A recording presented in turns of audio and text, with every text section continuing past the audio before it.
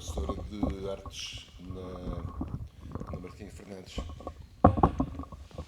E eu, a minha tia, Elsa, também era lá professora e, portanto, davam-se, porque ainda por cima eram colegas. E a minha tia dizia, pois ela era maluca, vinha com, acho que me estou a inventar, vinha com uma... Aproxima-lhe aquelas mais. motoretas com caixa atrás. Com os Aproxima cantos mais dele. É só isso. Yeah. Pum, pá. O meu está bom? Fala agora, Paulo. Alô, terra. Está ótimo. Tá. Tá bom, ok. Eu tenho uma voz eminentemente grave. Não é grave. Não é grave. Está no pipo? Então, isso, é de falar disso lá para o fim. Tá bem. Então, a primeira partezinha lá para fora, depois começamos a conversar. Ok? Deixa-me tirar aqui o som do bicho.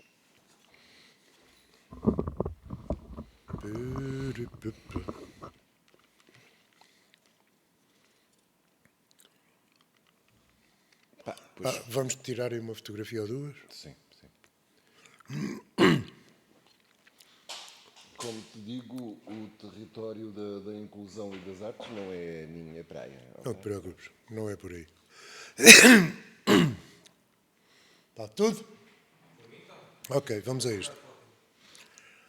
Bem-vindos a mais um episódio do Ondas de Impacto, o podcast da Apexa, onde falamos de inclusão, arte e transformação social. E hoje mergulhamos no universo do teatro, essa arte que nos convida a olhar ao outro, essa arte que nos convida a olhar o outro e a nós próprios de forma mais humana e sensível. O convidado de hoje é Paulo Moreira, ator, encenador, escritor e uma das vozes do teatro algarvio contemporâneo. Com um percurso que atravessa a literatura, a poesia e a cena teatral, o Paulo tem usado a palavra e o palco como espaços de encontro, reflexão e mudança. Olá, Paulo, bom dia e obrigado. Olá, muito obrigado. Fico muito Não honrado fiques. por este convite. Não muito fiques. obrigado. Vamos a isto. Paulo, começaste no teatro em 85 com um gajo grande chamado João Grosso.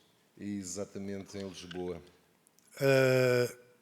Ainda Por isso, muito antes. simplesmente, deixa-me dizer Diz. que eu até nem achava que não gostava de teatro e fui para esse curso do João Grosso meramente para me desinibir fisicamente. Eu era muito rígido na minha postura física. E pronto, pouco tempo depois estava contaminado pelo bichinho do teatro. Depois fui para Aveiro acabar o curso e havia lá um grupo de teatro universitário. E eu entrei Que eu conheci nesse bem. espetáculo, que era o Gretua. Exato, o Gretua. E depois, quando finalmente acabei os estudos e voltei para baixo, vim parar a Albufeira em 95 e por essa altura estava a formar-se um grupo de teatro amador aqui em Albufeira, que era o Quatro Ventos. E eu integrei o Quatro Ventos e, passado pouco tempo, fui também convidado para começar a trabalhar com a ACTA, que é a Companhia de Teatro do Algarve. Já lá vamos. Pronto, Já lá vamos, mais para a situar o frente. meu percurso de teatro. Tu vens também de um lado mais científico. Um gajo olha para ti e não percebe que foste professor de Física e Química. O que é que isso tem a ver contigo? Física e Química, por favor. Não, é assim, modéstia à parte, o meu sempre fui um bom aluno. Era um rapaz muito aplicadinho, estava atento nas aulas e era bom aluno a todas as áreas. E, portanto, quando chegou aquela altura em que uma pessoa tem que escolher as áreas, no meu tempo escolhia-se no liceu entre ciências e letras, eu não sabia e escolhi ciências. Embora ainda com uma perninha nas letras. Tentei manter ao máximo possível essa ambivalência. E depois, mesmo à beira de escolher uns estudos superiores, mesmo em cima da hora, escolhi estudar física nuclear. Pronto. E depois, quando fui para a universidade, foi aí, nessa altura da vida, que eu percebi que os meus interesses e até as minhas mais-valias, se é que elas existem, estavam na área das artes, das letras. Embora não esteja arrependido de ter feito essa formação em Físico-Química... Desculpa lá, eu tenho que morrer. Sim, eu olho para ti, percebo, Física eu e Química, por favor. Esse calcanhar daqueles, porque no meio mesmo artístico eu eu faço questão de não dizer à partida que sou de Físico-Química, porque se eu Pá, disser, desculpa lá. se eu disser que sou de Físico-Química, põe-me logo uma cruz em cima, é gajo sem imaginação, sem sensibilidade, é um calhau. Pronto. Só lhe falta a camisa aos quadradinhos. Pronto. E, portanto, para mim é o contrário. A minha formação científica, para já dava uma maneira de entender filosoficamente o mundo. Serviu-te para alguma coisa essa física Sim, e sim. química? E mesmo Explica-me lá. E mesmo no mundo das artes dá-me uma estruturação de pensamento e de prática, porque, sem ofensa, alguns dos artistas são não têm, assim, aos impulsos, percebes? Pronto, e falta-lhes método para Sim. chegar a um fim. E, portanto, nesse sentido, a formação científica fez-me e faz-me muito bem. Eu não sei se vou dizer uma asneira. Quer dizer, a primeira parte não é asneira, porque eu conheço, aliás, nós conhecemos desde 2013, contaste-me uma história interessante nesse dia, que vamos recordá-la mais lá para a frente. Tu és escritor, poeta e membro fundador de um coletivo chamado Espúria. Sim, é um grupo que tem, nos últimos 2 anos, promovido aí uma série de... Nestes últimos anos? Sim, 2 anos. A Espúria é uma coisa relativamente recente. E então, explica-me. É um grupo de escritores aqui do Algarve que organizamos 2 coisas diferentes. Uma são eventos pontuais para os quais nós escrevemos, cada um de nós escreveu um pequeno texto e convidamos outras pessoas. Se formos fazer o evento, sei lá, em Tavira, convidamos depois mais umas quantas pessoas de Tavira, autores de Tavira. Ok. Isso gera um livrinho que é impresso e depois é oferecido às pessoas no dia do evento. É também convidado um fotógrafo que faça fotografia para a capa e para o evento convidamos um músico ou músicos da terra e, portanto, intermeamos as leituras dos textos que estão no livrinho com músicas. Isso é o evento de Espúria. E é o único e irrepetível. Para cada evento produz um desses livrinhos. Um livrinho. Por outro lado, nós, o grupo fundador da Espúria, que somos um grupo de 7 pessoas, temos estado a promover edições de livros de autor único, um dos nós, e, portanto, é a coleção Espúria. Aliás, dentro de poucas semanas vai sair mais um volume de uma das nossos membros, que é a Sara Monteiro. E talvez daqui a uns largos meses saia um livrinho meu. É? Sim. Tu já tens quantos? 2, 3? Não, neste momento acho que até já perdi a conta, já vou no É lá. 5º livro, sim. Ora, em 2013, creio que me ofereceste o teu primeiro livro. Que era o Maria Manuel. Maria Manuel. Exatamente. Depois Que foi agora reeditado, não é? Sim. Entretanto, saiu de texto, de peças de teatro a partir de textos de pessoa. Depois saiu também um pequeno livrinho que eu chamei Microteatro, são pequenas peças de teatro. Depois saiu um livro de contos, que é o Curto de Contos. E agora, recentemente, editei mais um romance, que é o Amsterdam. Yep. É um trocadilho com Amsterdão. Foste a Amsterdão para escrever isso? Sim, eu gosto muito de Amsterdão e é uma história baseada... Malandro. É uma história de 2 tempos, passada na atualidade e passada na Segunda Guerra Mundial. Pronto, é uma história de amor na Segunda Guerra Mundial. Caramba. Olha, eu estava a olhar para ti e começo-me a lembrar dessas coisas. Maria Manuel foi o primeiro? Sim. Foi reeditado agora, o que quer dizer que a coisa se deu? Sim, teve saída, as pessoas gostaram do livro. E, entretanto, tinha havido um problema com os direitos de autores da capa do livro. Então? E a minha... adiante. E, entretanto, a minha mulher, que era artista também gráfica, tinha-me dito, deixa estar que eu queria-te uma capa para o livro. Foi sempre que a segunda é diferente do primeiro. Sim. Quando, se quiseres reeditar, usas esta imagem. Entretanto, eu fui adiando a questão da edição do livro, porque, no fundo, isto é uma espécie de edição de autor e, portanto, eu tinha que estar a investir dinheiro. Não, fui adiando. Entretanto, aconteceu a tragédia da minha mulher morrer. E isso para mim foi o pretexto para então finalmente fazer a segunda edição com a capa desenhada por ela e de algum modo era uma homenagem a ela, além de que o livro de facto já estava esgotado há muito tempo. Pronto. Olha, qual é para ti a relação entre o teatro e a literatura? Eu acho que eles são amantes, mas isso é outra história. Não é? Por acaso, aqui no meu caso, há pessoas que quando leem esses meus romances percebem, umas até ficam ligeiramente perturbadas, porque dada a minha experiência teatral, eu ponho muitos diálogos no livro. Não é demasiados, acho eu, mas volta e meia as pessoas estão presentes, os personagens, e falam. Pronto.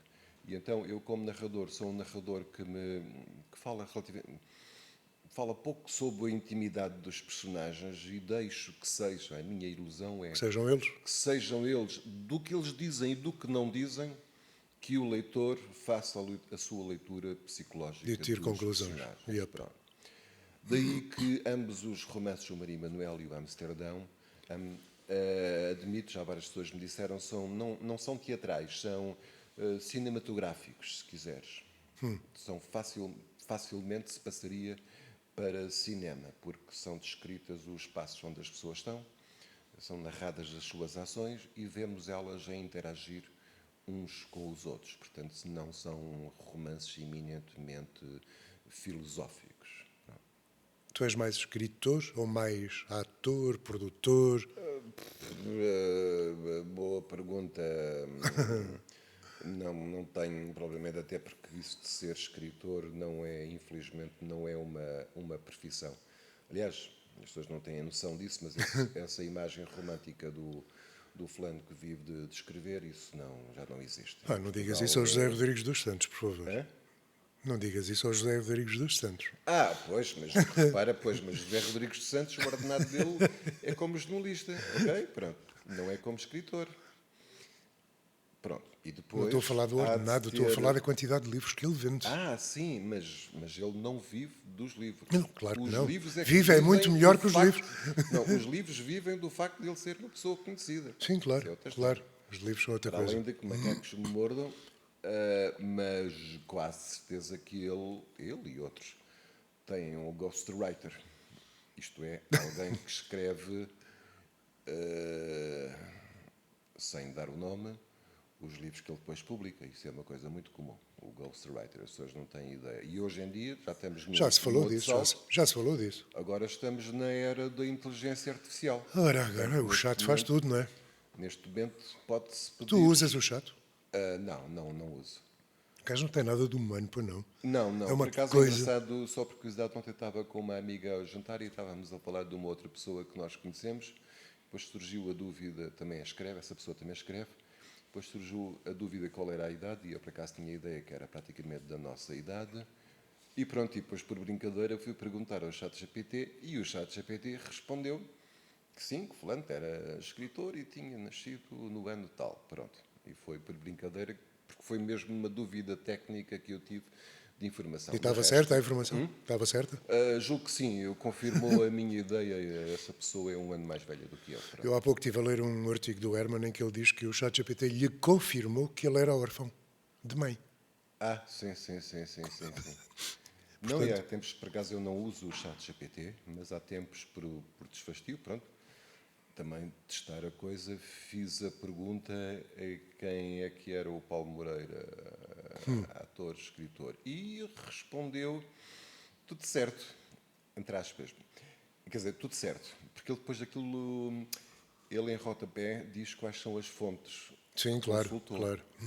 E eu, ao ler aquilo tudo, não havia informação nenhuma abusiva e incorreta, mas depois ri-me para dentro, porque reconheci em algumas frases do texto do ChatGPT, reconheci frases minhas. Sim. Isto é, notas de imprensa que eu já tinha gerado há muitos anos para peças de teatro. E que ele vai buscar, claro. E pronto, e depois eu ri-me para dentro, depois aquilo estava a citar-me a mim próprio. E já agora sou um apontamento semi-mórbido, e nesse mesmo dia, como disse, a minha esposa tinha acabado de falecer, Aham. e também fiz a pergunta quem é que era a Isabel Brinca, ilustrador, e também respondeu tudo bem. E aí fiquei assustado porque o ChatGPT dizia que ela era recordada pela sua gargalhada e o humor, e então percebi porque essa Mas não foi era. uma das fontes que ela tinha. Não era retornada? Hã? Não era retornada, ou era? disse Não era. recordada. Disse... Desculpa, percebi retornada. Não. Ela era recordada pela sua gargalhada e o humor. Uma das fontes que o ChatGPT tinha consultado era o livro de condolências da agência funerária, que é um livro de condolências online e, portanto, tudo o que está online, o ChatGPT vasculha Por em favor. tudo. E, de facto, um gajo fica impressionado. Portanto, foram as 2 únicas vezes que eu consultei o ChatGPT. E pronto, mas o ChatGPT vinha a propósito da atividade de escrita e, neste momento, quem quiser pode, entre aspas, escrever um livro, isto é, diz ao ChatGPT, olha, escreve lá aí um livro sobre isto, aquilo outro. E aquilo escreve. Pronto. Quem diz o ChatGPT diz outras Sim, e outras ferramentas parecidas. ferramentas disso. E, portanto, o mundo das artes, nesse sentido, na escrita, e não só, também na imagem, não é? Porque Sim. hoje em dia... A imagem, a tua voz, tudo. Sim. Portanto, a inteligência artificial faz tudo. As E o artes, problema é que faz coisas que não têm nada a ver contigo, provavelmente, e que põe pessoas a acreditar em coisas que não existem, e isso é muito grave. Sim. Aliás, eu, por acaso, agora vinha no carro a ouvir uma entrevista muito interessante com um médico psiquiatra que publicou, vai publicar agora um livro, acho que é Quase Todo o Tempo na Net, acho que se chama o livro assim. E, portanto, é sobre os efeitos perniciosos, digamos, nomeadamente nos jovens, do demasiado tempo online. Do ponto de vista afetivo, emocional, Sim. comportamental e da obesidade e etc. e tal. E, portanto, vinha também, estava aqui bem situado nestas problemáticas das novas tecnologias e o ser humano, que é um território hoje em dia assustador, porque as pessoas de facto não percebem, como nunca perceberam, a questão de uma coisa é a tecnologia, outra coisa é a utilização que damos dela. Não é? Sim. Pronto. É como, agora desculpa aí buscar o exemplo científico da minha área, como a energia nuclear, pois ela não é boa nem má em si, depende De quem da a usa, não é? utilização. E dos fins. E, portanto, depende se é usada para gerar energia nas centrais nucleares e se é bem gerida com bom senso pelos humanos, não é? Nesse sentido, de segurança e etc. e tal. Ou então pode-se fazer também armas nucleares. Isso faz-me agora lembrar também, desculpa, um salto na conversa, mas a história, que isto é um bocado patética, quando as pessoas são presas por transportarem uma faca. Uma faca é um instrumento tecnológico que já existe, que se saiba dentro da história da humanidade. Está agora muito na moda de entrar nos Há uns corpinhos. 10 mil anos, mas pronto, também foi usada na guerra, mas já há muito tempo que não era usada na guerra e agora é vista novamente como uma Perigosa coisa arma. perigosa. Sim. Aliás, está na moda pelos vistos. Sim, pronto, porque enfim, não é uma arma, não tem as limitações, toda a gente pode ter uma faca em casa, não pode, mas é andar com ela. Aliás, já sabíamos nós que não podíamos, mesmo Não dá para no tempo da ditadura, andar com um canivete podia ser considerado Multa. Sim. uma arma, não é? Pronto. Não era uma arma. Tal como o isqueiro. Sim. O isqueiro era outra arma perigosíssima. Julgo de saber que a história do isqueiro era uma proteção à indústria de fósforos. Dos fósforos. Sim. Pronto. Mas fazia-se uma coisa assim com os dedos, e parecia um isqueiro. E a polícia chegava e não era um isqueiro, era um fósforo que tinha dado a volta. Olha, Paulo, tu trabalhas com muitos jovens? Continuas a trabalhar? Já trabalhei. Eu fui professor muitos anos, mas aqui há uns 10 anos que já não sou professor e já não trabalho com jovens. Mas trabalhaste com jovens que raramente entravam num teatro, por exemplo, não é? Sim. Que impacto real vês nas pessoas que se veem representadas em palco? As diferenças, os corpos, as vozes, os ritmos? Não sei se percebi bem a pergunta, desculpa.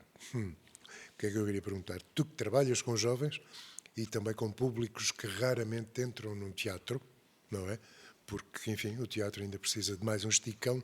Que impacto real vês quando as pessoas se veem representadas em palco com as diferenças, corpos, vozes e ritmos? Hum, tenho dificuldade em responder-te a essa pergunta do ponto de vista que tu queres. Eu vou responder do outro lado, que é, eu durante uns anos fui professor de expressão dramática e mesmo de teatro. Sim. E, nesse sentido, digamos, o objetivo era que quem passasse por essas aulas de expressão dramática e de teatro era aprender a lidar consigo mesmo e aprender a lidar com os outros, quase como também um mecanismo de autocontrole, Aham. nomeadamente na comunicação oral e comportamental e física. Portanto, na ilusão de que essa aprendizagem lhes trouxesse alguma coisa para a sua vida pessoal. A questão da fruição do espetáculo teatral é diferente. A questão do espectador que está a ver um espetáculo e eventualmente reconhecer-se a si ou não reconhecer-se a si, pois essa é a valia do objeto artístico, seja ele ver um espetáculo de teatro, seja ver um filme, quer seja ler um livro, que é, estamos a ver ou a ler aquilo, e se tivermos 2 dedos de testa, a pensarmos em que medida aquilo nos interessa porque tem a ver com a nossa vida e pode ser que nos ajude a fazer luz sobre determinadas estranhezas que temos, ou nos ajuda a confirmar as nossas ideias, ou até que ajuda a desestruturá-las, que ajude a vermos as coisas de uma maneira diferente. Aham. Agora, há bocado, não sei porque, na conversa lembrei-me, a propósito de livros, quando eu disse que os meus livros não eram muito filosóficos. Há muitos anos estive doente e fartei-me de ler, e então um livro que na altura estava na moda, que era A Insustentável Leveza do Ser, de Milan Kundera. Yeah. E li o livro, mas aquilo na altura não me bateu nada. Eu gosto que os livros tenham uma certa história. Eu adorei Preciso esse de uma livro. trama. Eu adorei isso. Mas pronto, mas tinha tempo e li o livro. Eu cheguei ao fim do livro e disse, não percebo porque é que as pessoas falam tanto deste livro. Hoje é um dos livros da minha vida. Yep. Porque ele é eminentemente um filósofo, o Milan Kundera. Sim, sim. Todos os outros livros, também já li outras coisas dele. E, portanto, ele é eminentemente um filósofo. E, portanto, o livro é sobre a insustentável leveza do ser. Olha, andamos aqui, amanhã podemos já não estar cá, e o que é que vale o que fazemos e o que não fazemos. Isto foi a leitura que eu fiz do livro. Sabes mas o que eu... a propósito de um livro que me marcou e que me ajudou a perceber o mundo à minha volta e a existência humana. Esse rapaz escreveu uma coisa que eu adoro, chamada O Livro do Riso e do Esquecimento. Exatamente. Leste isso? Não Que só vem li, antes ou depois da brincadeira, que é outra cena do outro mundo. o livro do Riso e do Esquecimento, só li o início e depois não sei porquê. Acho Então. que tenho esse problema, é que eu preciso de uma história para me prender, ok? Pronto. Só vais buscar um bocado mais à frente aí. Pronto. Mas olha que só li as primeiras páginas do livro, mas me marcaram. E uma das histórias que ele conta, e ainda há dias houve um meme na internet usando esse conceito, que é a história do apagamento das figuras da história. E então é uma fotografia do Lenin e outros revolucionários russos, e ao lado está o Trotsky. Apagado. Mas a fotografia foi tirada num dia de muito frio e, portanto, acho que a historieta é o Trotsky tinha emprestado ao Lenin ou O casacão. o casacão, ou o gorro, ou o chapéu, já não sei, ou o cascol. Entretanto, eles limparam Retiraram o Trotsky. da fotografia, mas continua lá o chapéu do Trotsky. E, portanto, achei deliciosa esta história. Sem ninguém em baixo. A dizer que um gajo pode tentar modificar a história e apagar a história, mas Muito se fez disso, a muito se verdade fez. vem ao de cima. Pronto. Mas apaga-se muita história, não é? Apaga-se muita sim, história. sim. E agora, creio eu, que vamos voltar a ter apagamentos Sim, sucessivos. são à parte e não queria entrar nesse território, mas ainda ontem estava a desabafar com os amigos, que alguém há dias tinha desabafado, aproxima-se agora e as comemorações do 25 de novembro e isto vai ser um reescrever a história e um apagar a história Yep. que já está a ser feita, não é? Sim, sim, sim. Quando há um político que vem dizer que são precisos Três três Salazares, Salazares, não é? peço desculpa só mesmo, não sei, só Eu há desculpa. bocado vi essa notícia e depois recordei-me, o rapazito só tem 42 anos. Pois, Ele só sabe lá tem o que é. 42 anos, pois, Pois, claro, não viveu, sabe lá o que é, não o que é que foi viver sabe lá o que é naquela altura. o Salazar, não é? Yep, yep, yep, yep. Mas pronto, enfim, desculpa Já passou. entrar neste Já passou. território, mas Foi um bocado de tinha mau a gosto, ver mas já com o passou. apagamento da história e tinha a ver com a literatura. Para que é que serve? Para que é que serve a literatura? Quem é o teu autor? O meu autor, Fernando Pessoa. É uma boa pessoa, creio eu. Foi uma boa pessoa. Fernando Pessoa, como, pronto, no sentido lato do termo, eminentemente poeta e pensador, mas na prosa gosto muito de Saramago e há muito tempo que não leio o Essa, mas também gosto do Essa. Deixa-me contar-te aqui uma historieta que me aconteceu há muitos anos enquanto professor, que achei piada.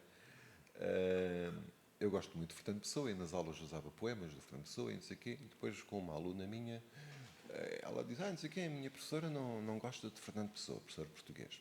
E aquilo fez-me confusão, pronto, enfim, gostos são gostos. Depois eu encontrei na sala professor, fui meter-me com ela. Então, não sei o quê, não gostas de Fernando? Sim, não aprecio especialmente Fernando Pessoa, diz ela. Pronto, tudo bem. E depois perguntei, tu e Saramago? Também não aprecio especialmente. E eu, de repente lembrei-me, e essa de Queiroz?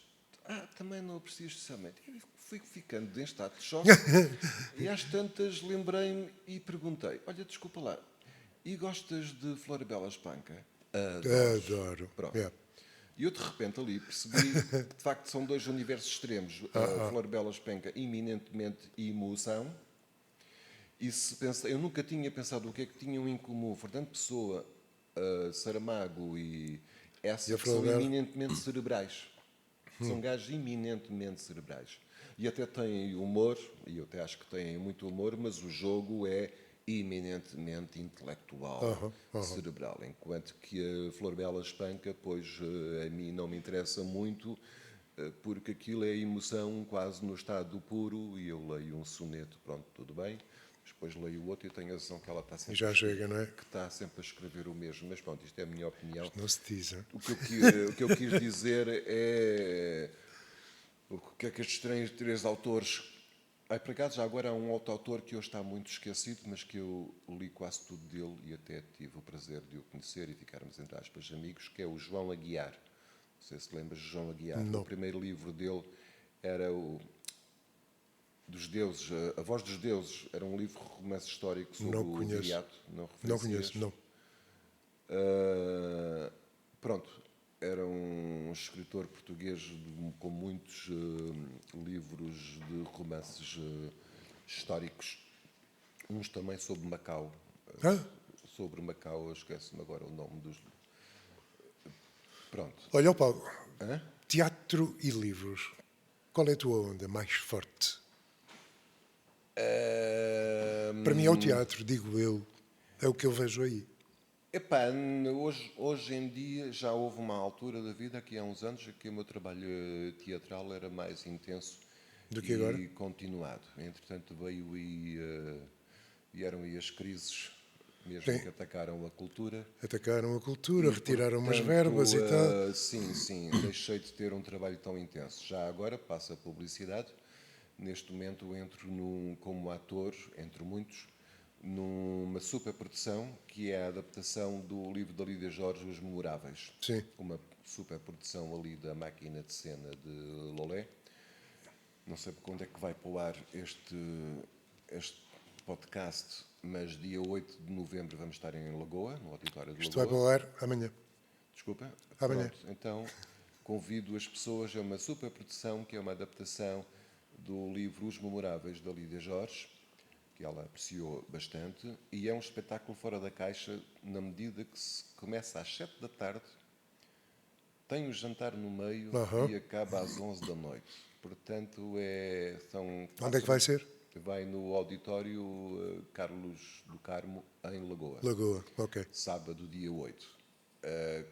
Portanto, é um espetáculo bastante cénico, com uma cenografia imponente, com câmaras a filmar ao vivo e muitos atores. Eu sou meramente um deles. Depois este espetáculo também há de ir ao Teatro Letes em janeiro, 16 e 17 de janeiro. Com este pormenor, atenção, o espetáculo começa às 7 da tarde, depois tem um intervalo, é oferecido um jantar durante o intervalo. O bilhete contempla jantar? Sim, o bilhete contempla jantar e até em Lagoa é o preço da chuva. O bilhete são 6 euros. Com jantar? Com jantar Uau. incluído. Jantar, não é bem? O jantar claro. é a base de umas tapas, Claro, umas coisas claro. assim e tal. Pronto. Mas Pois isto só para dizer, por exemplo, neste momento, de facto, estou a trabalhar em teatro. E ontem até, só por brincadeira, até descobri que também já me estavam a fazer um desafio para um trabalho de dramaturgia e encenação de um livro. Agora prefiro não falar disso, mas tenho a impressão que aquilo não é para 2026, é para 2027. Não me lembro já. Pronto, assim é uma coisa a longo prazo. Portanto, neste momento não tenho trabalhado tanto em teatro como eu gostaria. Tenho andado mais entretido com estas questões da literatura e da escrita, embora não é propriamente uma atividade que dê retorno financeiro. Mas, que deixa as pessoas viverem e comprarem os melões. Sim, É difícil. Sim. Há uma frase que li numa entrevista tua que diz que o teatro é um espelho, mas só reflete o que o público quer ver. É isso, achas? Sim. Foste tu que disseste. Já não faço as coisas que um gajo diz que ficam escritas, isto é tramado. Yep.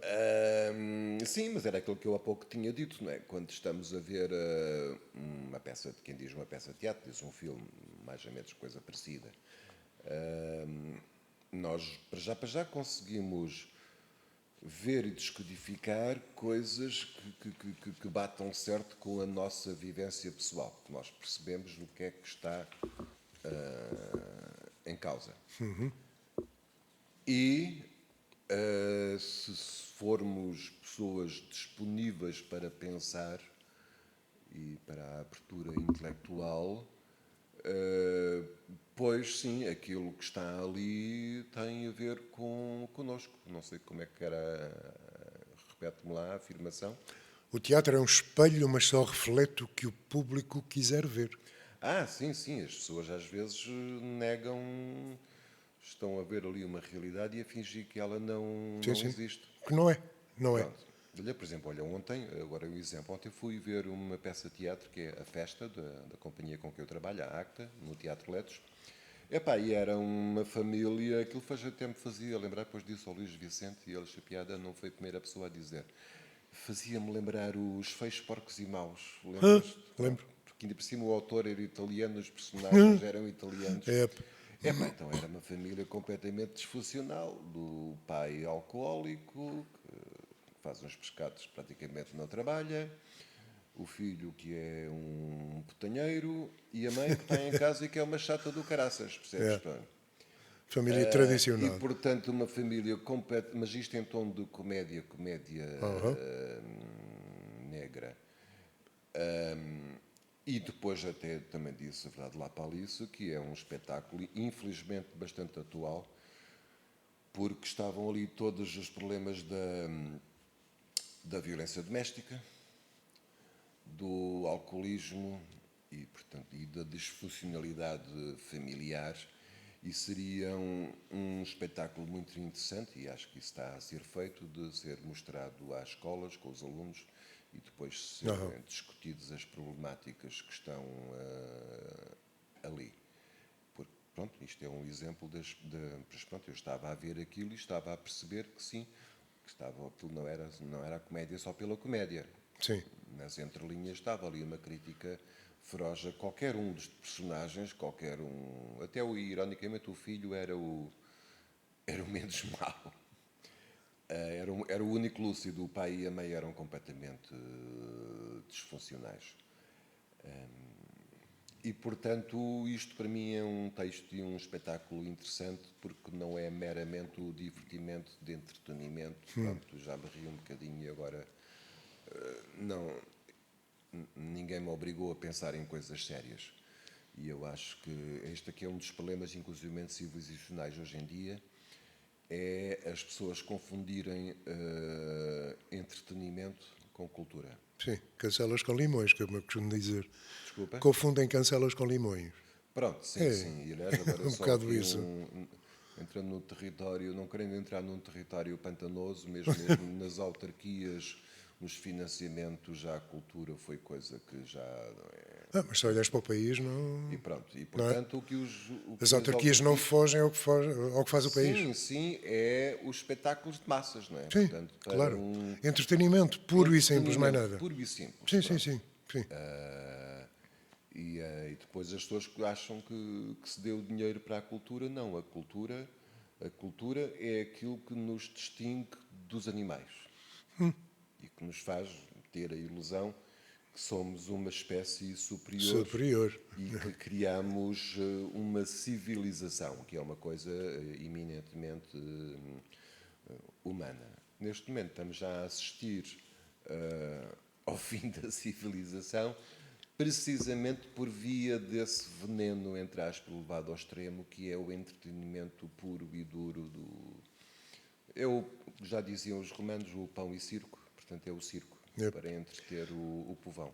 Tem a ver com isto que te vou dizer agora. Numa época em que o mundo parece acelerar e fragmentar-se, qual é o papel do artista ou do teatro na construção de uma sociedade mais empática?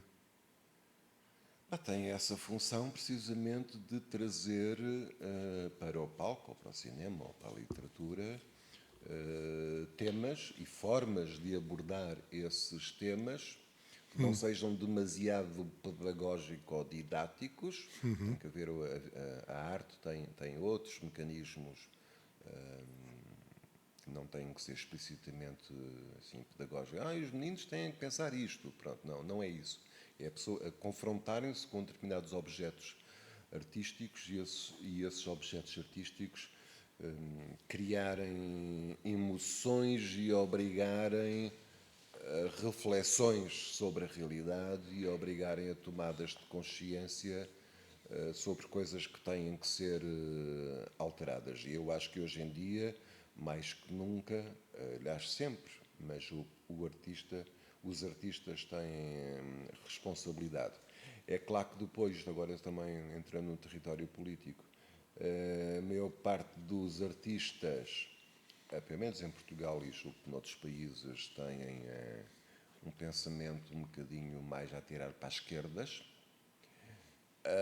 E as direitas estão a tentar calar e cortar as pernas aos artistas porque politicamente acham que não lhes dá jeito porque veiculam pensamentos e perspectivas sociais, político-sociais, que não estão de acordo com algumas... Isso aí lá por trás não tem um palavrão chamado censura? Sim, olha, vou-te dar um exemplo que há poucos dias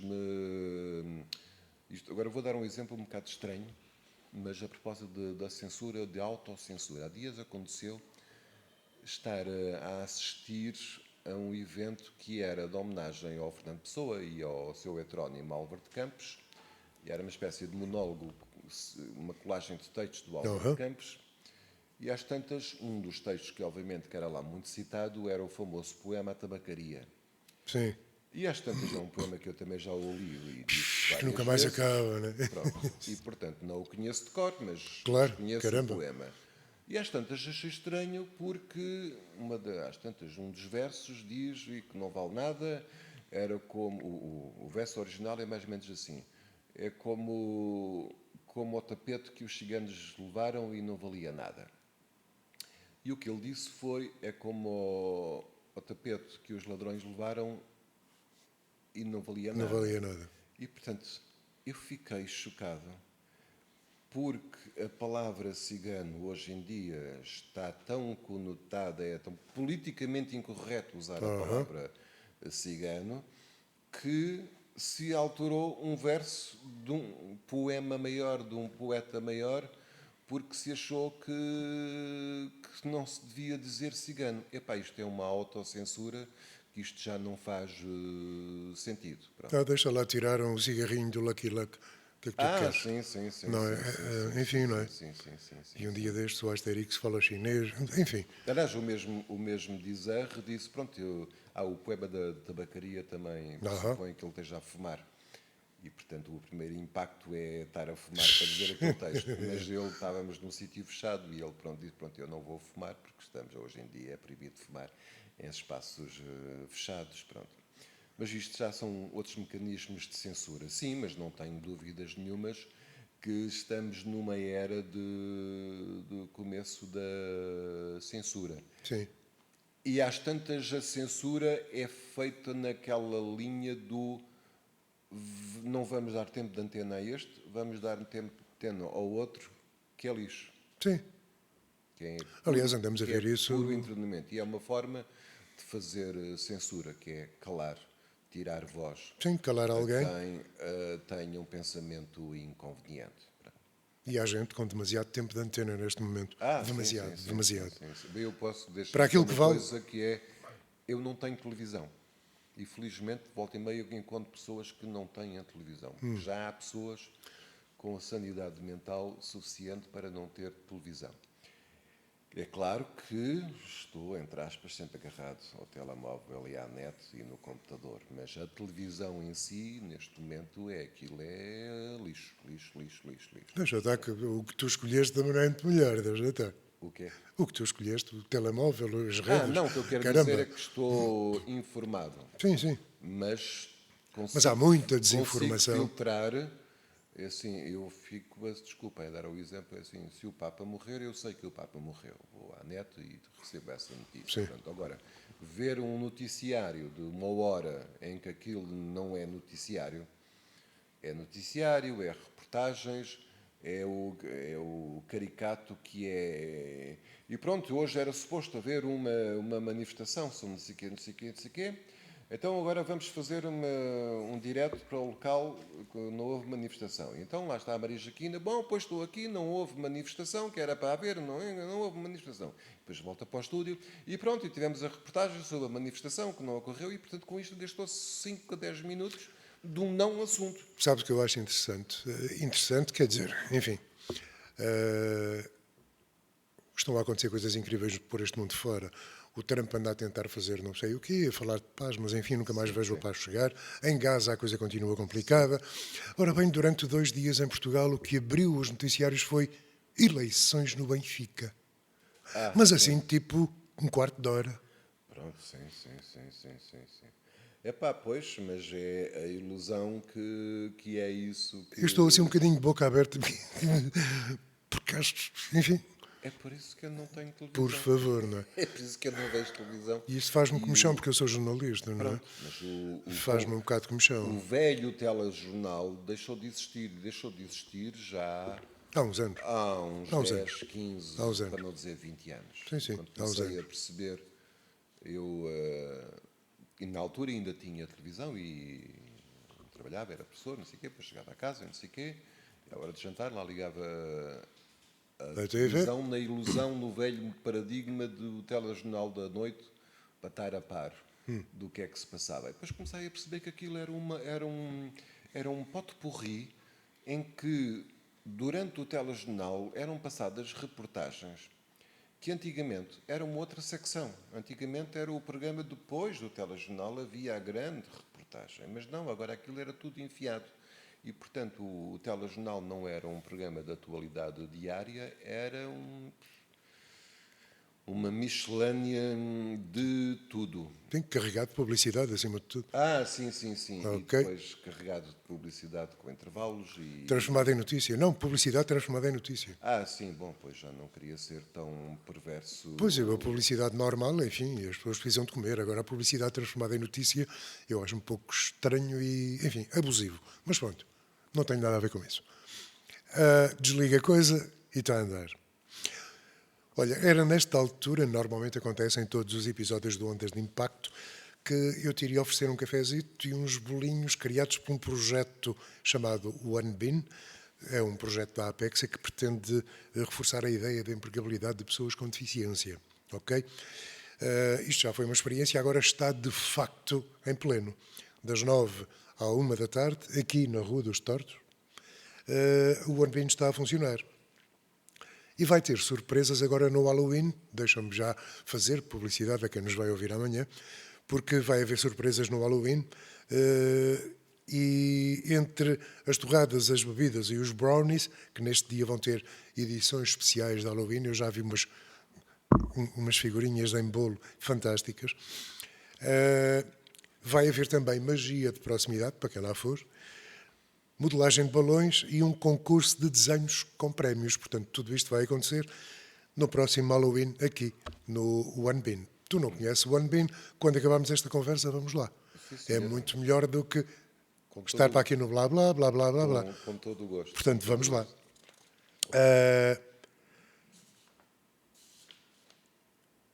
Paulo, nós conhecemos em 2013, creio eu. E tu contaste uma história que tem piada. Tem piada porque tem a ver com uma senhora que é uma ilustre senhora em Albufeira, que tem nome, que dá nome a uma escola. Qual é a relação familiar entre ti e uma tal senhora chamada Diamantina Negrão? A Diamantina é a minha prima, como se diz aqui, parente. Ela é Diamantina Barreto Negrão e eu também sou Barreto, da parte da minha mãe. Minha mãe era de Albufeira. E, portanto, os Barretos que eu vejo por aí são meus parentes, meus primos, como se diz. E, portanto, eu cresci desde pequeno que eu ouvia falar na minha prima freira, que era a Diamantina, e, portanto, era a parte, digamos, um bocado anedótica, a piada, digamos, termos na família uma senhora que era... Freira. Tinha sido freira. Depois, muitos anos depois, quando vim parar à Albufeira, cheguei a conhecê-la pessoalmente, muito superficialmente, e uma tia minha, irmã da minha mãe, essa teve mais um convívio com ela. A Diamantina era uma figura, dá pano para mangas, porque era uma mulher de 7 vidas, portanto... A parte e muito fora da caixa para aquele tempo, não é? Completamente, aliás, fora da caixa. Completamente fora da caixa. E eu hoje, fazendo o flashback disto tudo, sempre achei que o problema dela era ser uma mulher muito à frente do seu tempo, do ponto de vista cultural, porque não nos esquecemos que a Diamantina é mulher para ter nascido ali à volta de 1900. Okay? Pois. Sim. E, portanto, sim, pronto, lá, as primeiras décadas do século XX. Os meus avós maternos eram de Albufeira, e Albufeira era uma aldeia piscatória, mas a aldeia põe aldeia nisso, não é? Sim. E agora dizer um palavrão? Não vale a pena. Sim, não, a dar coisa da linguagem popular, o que é que se diz, o que é era Albufeira? Pronto, era um buraco, pronto. De uma terra de pescadores. E, nomeadamente, pescadores analfabetos, que era o caso do meu avô. Meu avô era analfabeto. Sim. E a minha avó é que fez a 3ª classe, à antiga. Pronto. E a Diamantina é uma moça com cabeça, e quem tem cabeça pensa diferente dos outros e à frente do seu tempo. Depois foi estudar, teve uma... Inclusive, depois, muitos anos mais tarde, fez Belas Artes. Ela terminou a carreira como professora de artes. Então, talvez daí a história da escola, não é? Sim. Portanto, ela foi professora. Porque eu estava a ver uma pessoa com uma vida tão controversa. Não, como estava a dizer, ela nas últimas décadas era professora de educação visual, se a memória não me falha, ali na escola na Martim Fernandes. A minha tia Elsa Barreto, que era professora de biologia, algumas pessoas que estão a ouvir são capazes de ter sido alunos dela. Portanto, eram colegas. Ela também foi escultora. Acho que também, alguns na história, também foi toureira. Pois, eu lembro-me dessa parte, toureira, o que é uma coisa do outro mundo, para quem nasceu em 1900. Ser toureira, ou por aí. Sim. E mulher. E mulher, exatamente, pronto. E mulher.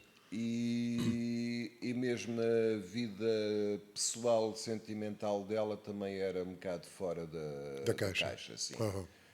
Teve, digamos, companheiras namoradas. Que não era muito E, comum portanto, naquela altura. Na altura, como podemos Não era muito calcular, comum no saber-se. Portugal salazarista, isto era um pecado mortal, não é? Mas pronto, ela insistiu em ser mulher de Albufeira e, portanto, toda a vida levou porrada, entrou em rota de colisão com a igreja, foi excomungada, Pois, depois dessa parte eu entrou em lembro. rota Sim, sim. de colisão com o padre na altura aqui de Albufeira e, portanto, isto é, enfim, há montes. A Diamantina dava direito a vários. Portanto, ela foi freira, deixou de ser freira numa altura da vida e passou a ser professora. É isso? Sim, depois acho que andou acho que surgiu essa história de ser toureira. Eu julgo que a história do toureira foi uma coisa muito pontual. E depois foi estudar, aliás, há fotografias dela, se não estou em erro, com o famoso Samora Barros, o pintor Samora Não, Barros. Samora Barros, que é daqui também, não é? Sim, sim, aliás, se não estou em erro, um busto que existe aí do Samora Barros foi feito pela Diamantina, enquanto escultora. E, portanto, as últimas décadas da vida, ela era professora de educação visual. Era uma mulher, também convém, posso dizer, era uma mulher com isto tudo muito amarga. E quem conheceu a Diamantina, ela tinha era uma mulher muito amarga e, portanto, oscilava entre os estados emocionais Sim. Para cima e para muito bem baixo, não é? disposta, Pois. ou de Ou então, um terrível. rancor e uma amargura enorme.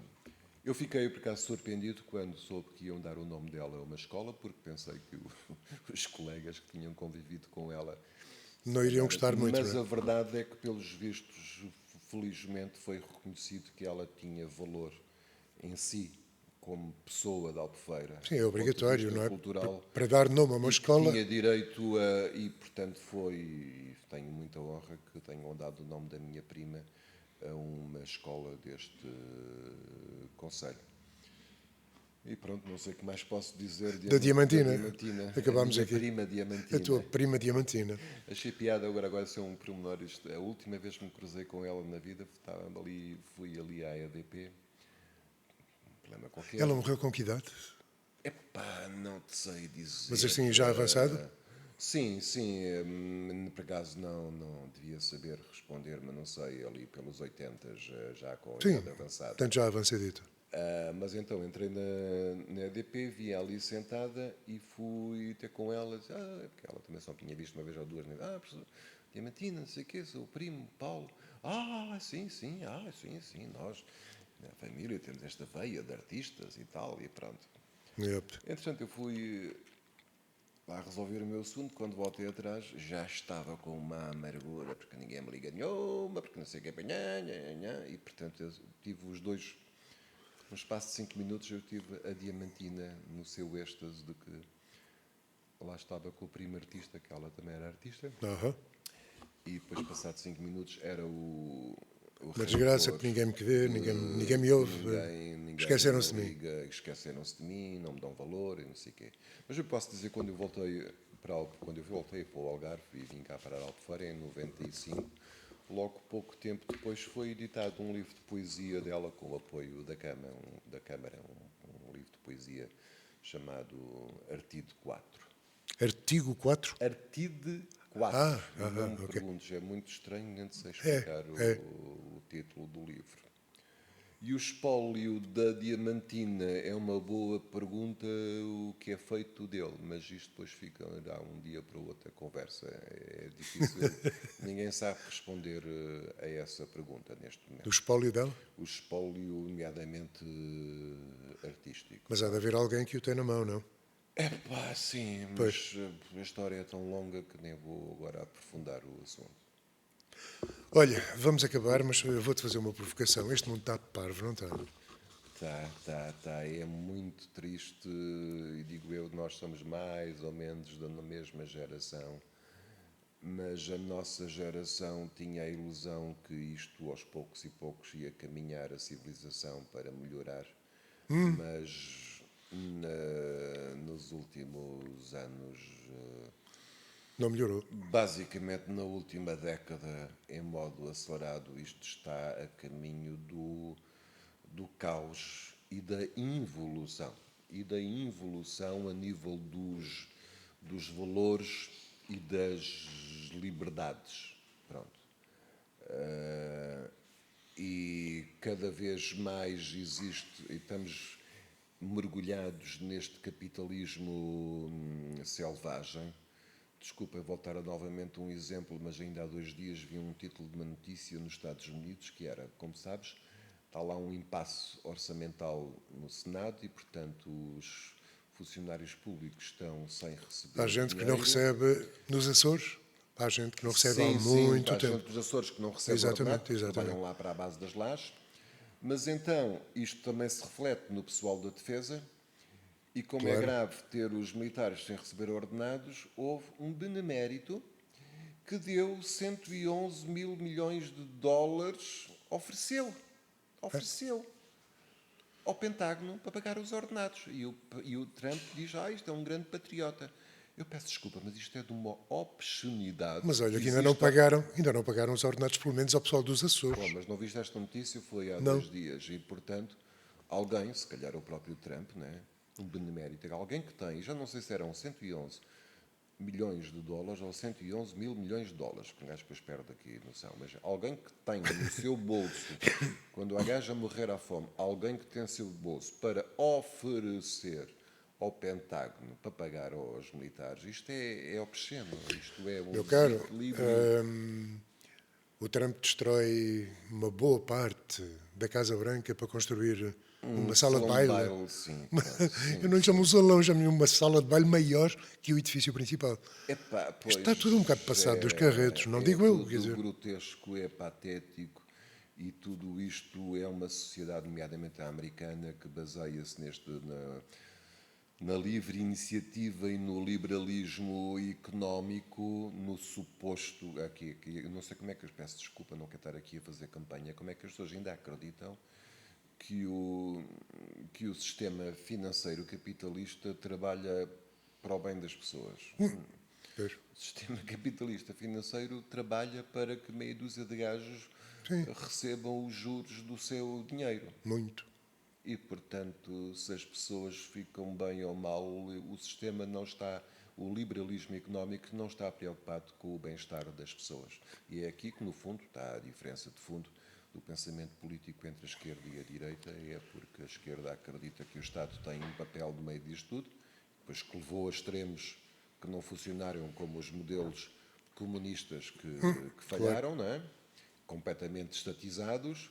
E no outro extremo temos o modelo que não acredita no papel regulador no Estado, acha que o Estado não tem que regular nada porque o mercado se regula a si próprio. E o mercado não se regula a si próprio, como sabemos, com os complôs todos e as Yep. panelinhas que as empresas e os bancos fazem uns com os outros para ganhar dinheiro. Pronto. Não, mas estranho alguns acontecimentos nesta altura, principalmente nos Estados Unidos, onde, por exemplo, as universidades estão a levar porrada a sério.